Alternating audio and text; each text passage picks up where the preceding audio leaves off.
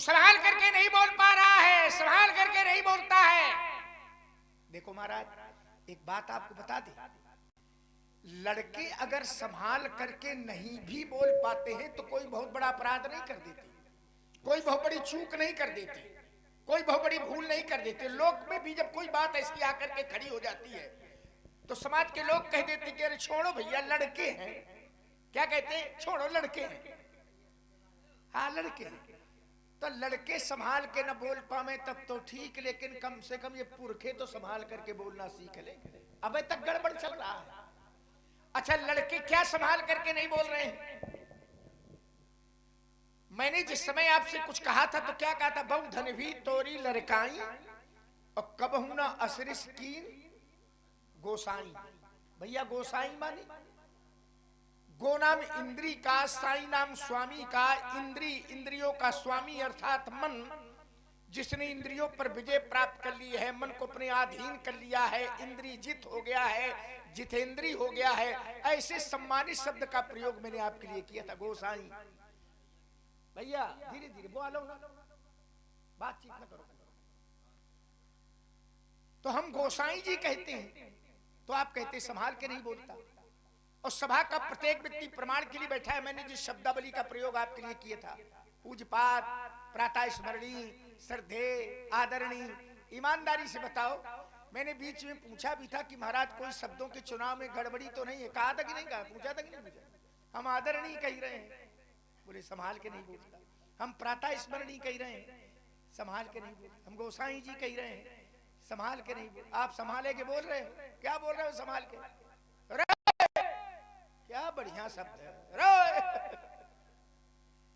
अगर किसी पाठशाला के अध्यापक बना दिए जाओ और छात्र अगर ये कहे कि आचार्य जी, गुरुदेव, तो छात्र से कहा वैसे कहते हो कि हट, ऐसे संभाल के नहीं बोला जाता है। कैसे बोला जाता है? अरे पाठशाला के पाठशाला सत्यानाश कर डालो, विद्यार्थियों का जीवन चौपट कर डालो। वो तो भाग्यशाली है विद्यार्थी के ऐसा अध्यापक नहीं मिला। अरे मेरी भाषा क्या है, आपकी भाषा क्या है? क्या गड़बड़ वाली? आइए जरा एक उदाहरण और दिया। हमने कहा लड़काई, तो बोले बचपन में लड़का बालक माता के केस पकड़ लेता है, कभी कभी वक्षस्थल पर चरण का प्रहार कर देता है। बालक छोटा होता है तो क्या माता उसको डांटती है, मारती है? नहीं मारती, क्योंकि बालक छोटा होता है।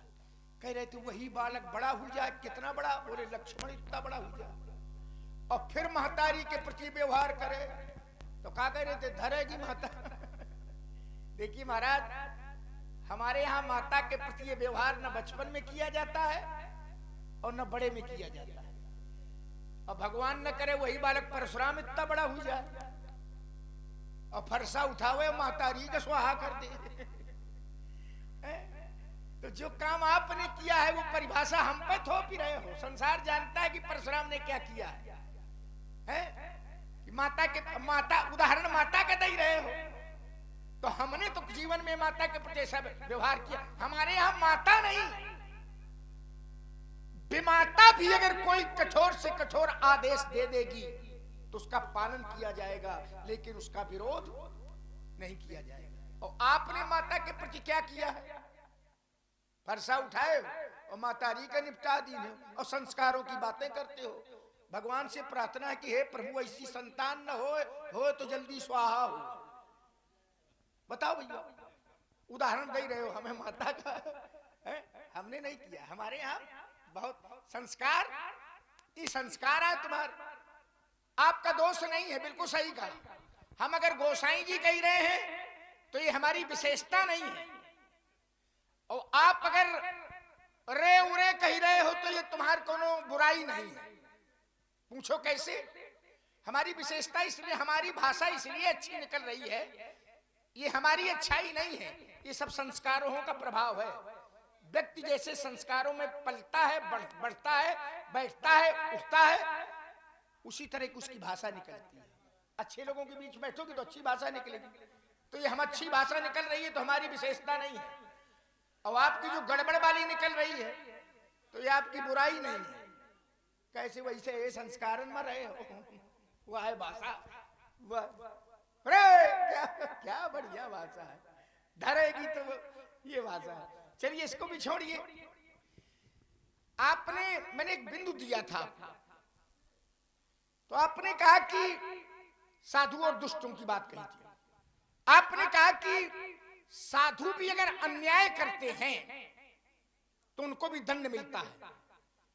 पहली बात तो ये वाक्य जो आपका है, साधु अगर अन्याय करते हैं, आशुतोष भैया, साधु और अन्याय इन दोनों शब्दों का मेल नहीं है। अगर साधु है तो अन्याय नहीं है, और अगर अन्याय है तो साधु नहीं है। आपने कहा कि उनको दंड दिया जाता है, मिलता है। कोई उदाहरण हो आपके पास बताओ, हम मानेंगे। साधु और अन्याय दोनों का संबंध है ही नहीं। और कहीं आपके पास कोई शास्त्र में प्रमाण हो कि उन्होंने अन्याय किया साधु ने और देखो ये दंड मिला, तो हम स्वीकार करेंगे।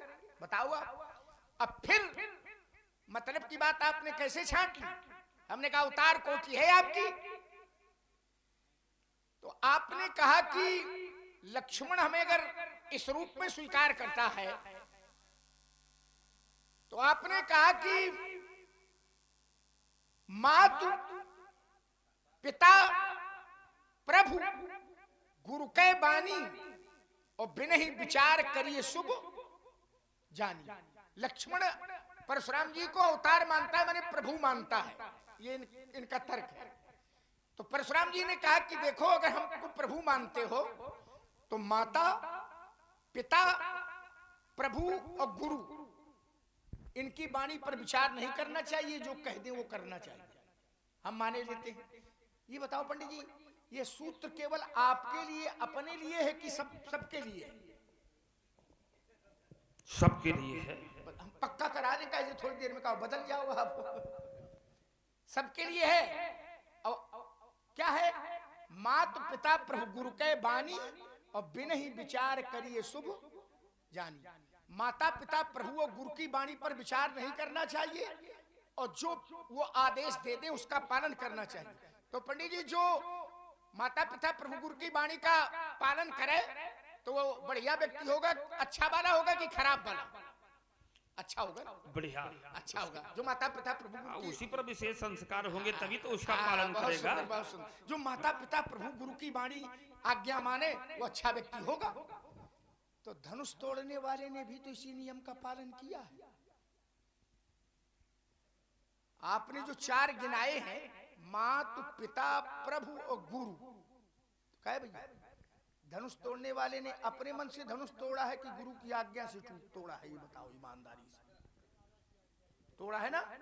और कह रहे थे कि जो ये पालन करे वो अच्छा व्यक्ति होगा।